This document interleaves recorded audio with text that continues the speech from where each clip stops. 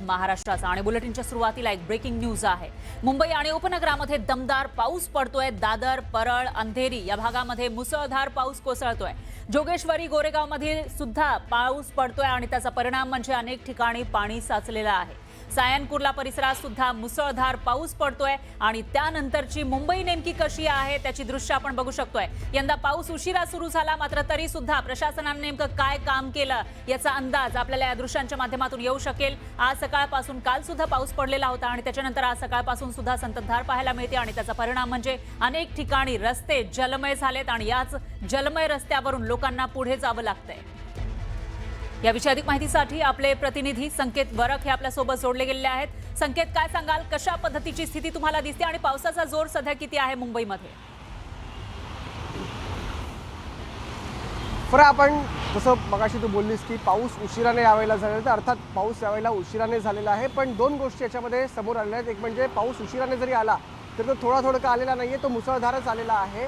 आणि दुसरी गोष्ट म्हणजे पाऊस उशिराने आला, कदाचित प्रशासनाला 1 महिना जास्त मिळाला होता तयारी करण्यासाठी, तरी कोणत्या प्रकारे तयारी झालेली आहे हे आज मुंबईकरांनी पाहिलेलं आहे, आपण देखील पाहिलेलं आहे। खरं तर मी सध्या आहे मुंबईच्या विलेपार्ले भागामध्ये, ज्या भागामध्ये काल रात्रीपासून मुसळधार पाऊस आहे। फक्त पहाटे 2 ते 3 तास पाऊस नव्हता, सकाळपासून पाऊस हा पुन्हा सुरू झालेला आहे। आणि मी बँड्रापासून इथपर्यंत आलो तर बँड्राला देखील पाणी होतं, खारला देखील जे आहे ते पाणी होतं।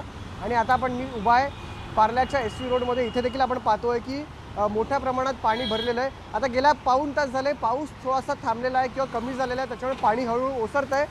तर पण तरी देखील किती प्रमाणात पाणी ते साचलेलं आहे किंवा ते आपल्याला या व्हिज्युअल्समधून दिसतंय। पाण्याचे टायर्स ज्या प्रकारे त्या पाण्याखाली दिसतात आपल्याला, किंवा जर गाडी एखादी वेगाने येते तर ज्या प्रकारे ते पाणी उडतं याच्यावर आपण अंदाज लावू शकतो की किती प्रमाणात हे पाणी जे आहे ते साचलेलं आहे। खरं तर पुढचा जो सिग्नल आहे इथून हाकेच्या अंतरावरती खरं तर मिलन सबवे आहे। काही वर्षांपूर्वी मिलन सबवेची सुद्धा अशीच परिस्थिती होती, पण आता ती परिस्थिती या मुख्य रस्त्याला आपल्याला पाहायला मिळते। खरं तर हा SV रोड आहे आणि या SV रोडवरती हा महत्त्वाचा रस्ता मानला जातो। इथून जर पुढे गेलो तर सगळे स्टेशन्स लागतात। मग उलट पाठी गेलो तर सांताक्रूझ स्टेशन असेल, समोर गेलो तर विलेपार्ले स्टेशन असेल, त्याच्यामुळे हा रहदारीचा मार्ग आहे। आणि आत्ता दुपारचे 3 वाजले आहेत म्हणून ठीक आहे, पण हीच जर वेळ संध्याकाळी 6 किंवा 7ची असती तर इथे प्रचंड जी आहे ती वाहतूक कोंडी झाली असती। आता सुद्धा मागच्या सिग्नलवरून ज्या गाड्या सुटत आहेत ते या पॅचमध्ये आल्यावरती स्लो होतात, कारण की कोणी आपली गाडी ही पाण्यात टाकत नाही, तो जो वरचा भाग आहे रस्त्याचा त्याच्यावरून आपली गाडी आणतो। त्याच्यामुळे या पॅचमध्ये गाड्या जेव्हा येतात सिग्नल सुटल्यानंतर तो इकडे जी आहे ती वाहतूक कोंडी होते।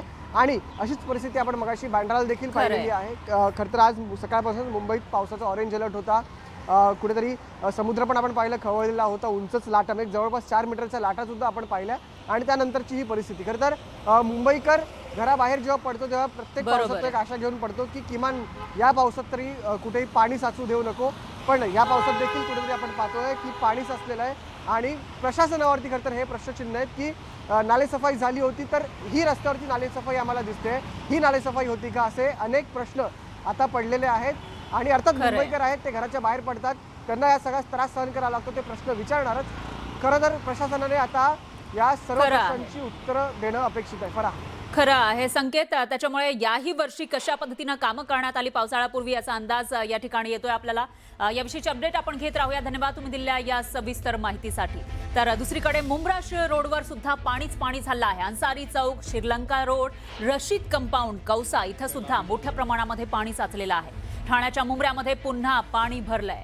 माज हॉटेल, श्रीलंका रोड, त्याचबरोबर रशीद कंपाऊंड इथं पाणी भरलेलं आहे, त्याची दृश्य आपण बघू शकतोय। मुंब्रा रोड वाहतुकीसाठी बंद करण्यात आल्याची माहिती आहे। दरवर्षी मोठ्या प्रमाणामध्ये या ठिकाणी पाणी भरतं, मात्र तरी सुद्धा प्रशासन का जागं होत नाही? दरवर्षी हीच स्थिती इथल्या लोकांना का त्याला सामोरं जावं लागतं असा सवाल या ठिकाणी उपस्थित होतोय।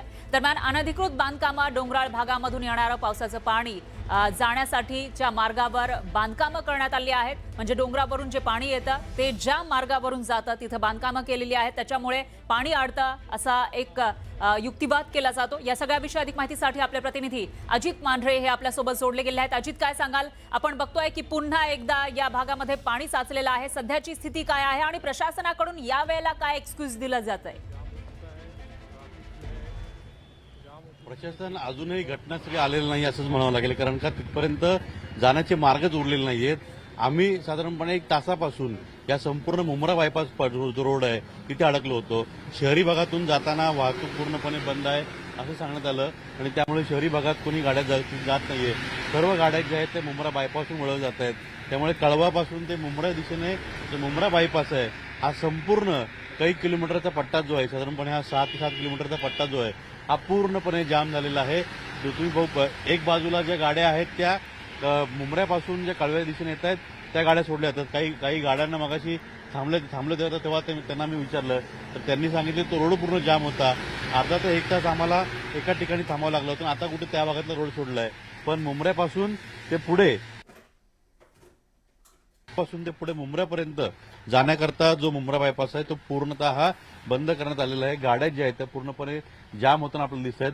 दृश्यामध्ये आपण पाहू शकतो वळणं जे आहेत त्या वळणावरती फक्त आणि फक्त गाड्या दिसत आहेत. पूर्णपणे रस्ता जो आहे तो जाम झालेला आहे. वाहतूक कोंडी पूर्ण झालेली आहे. यात मुळात जर अशा पद्धतीच्या घटना दरवर्षी घडतात, ही वाहतूक कोंडी जी आहे ती पावसाळ्यामध्ये होतेच, पण मग याला पर्यायी मार्ग का काढले जात नाही शासनाकडून किंवा ज्या प्रशासकीय जे यंत्रणा आहेत त्यांच्याकडून इथं काही उपाययोजना का केल्या जात नाहीत. दरवर्षी पाऊस पडला की मुंब्र्यातल्या रशीद कंपाऊंड, माज हॉटेल जो आहे या सगळ्या भागामध्ये, खान कंपाऊंड आहे या सगळ्या भागामध्ये मोठ्या प्रमाणात पाणीच असतं आणि त्यामुळे मुंब्र्यातून जाणारी वाहतूक जी आहे ती पूर्णपणे ठप्प होते. त्याचा परिणाम या संपूर्ण मुंब्रा बायपासला बसतो आणि इथूनच आपण जर दृश्यातून पाहिलं तर कुठेही बघा तुम्ही दोन्ही बाजूला एक तो रोड आहे तो पूर्णपणे रिकामा आहे.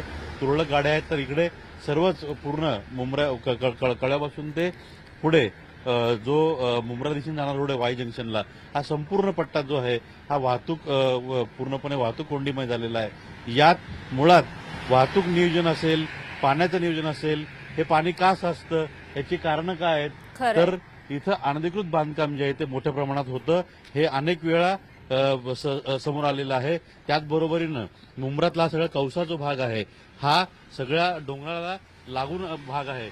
सगळी जी नवी मुंबई, तुर्भे आणि कौसाचा भाग जो आहे हा सगळीकडे डोंगर आहेत आणि डोंगरातून पावसाचं पाणी जेव्हा येतं तो निचरा होण्याकरता ज्या जागा असतात, ज्या नैसर्गिकरित्या जागा ज्या आहेत त्या तयार झालेल्या असतात. या सर्व जागेवरती बांधकामं करण्यात आलेली आहेत.